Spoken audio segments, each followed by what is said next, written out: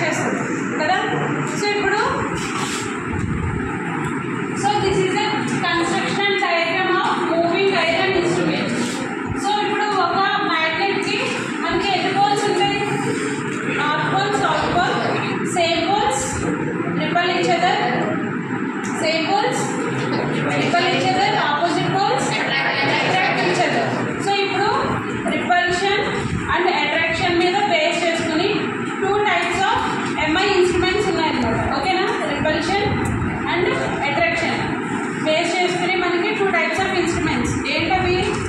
Attraction moving iron instrument, repulsion moving iron instruments. So ఇందులో 2 types of instruments గురించి study చేస్తాం. ఓకేనా?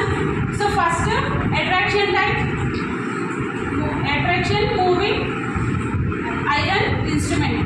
First దీన్ని డిజైన్ చేద్దాం. సో ఇందులో మెయిన్ కాంపోనెంట్ ఏంటి మనకి యూజ్ చేయడానికి? ఐరన్. ఓకేనా? సో ఇప్పుడు ఇది ఐరన్ తీసుకున్నాం, 2 ఫ్రేమ్స్ తీసుకున్నాం అనమాట. ఐరన్, ఇవి 2 కూడా ఐరన్. సో ఇప్పుడు ఏంటంటే మనకి దీనికి బైండింగ్ అనేది చేస్తాం. ఓకేనా?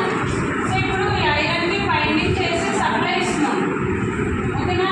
సప్లై ఇచ్చినప్పుడు మనకి ఈ ఏరియాలో ఏం ఫామ్ అవుతుంది చెప్పండి?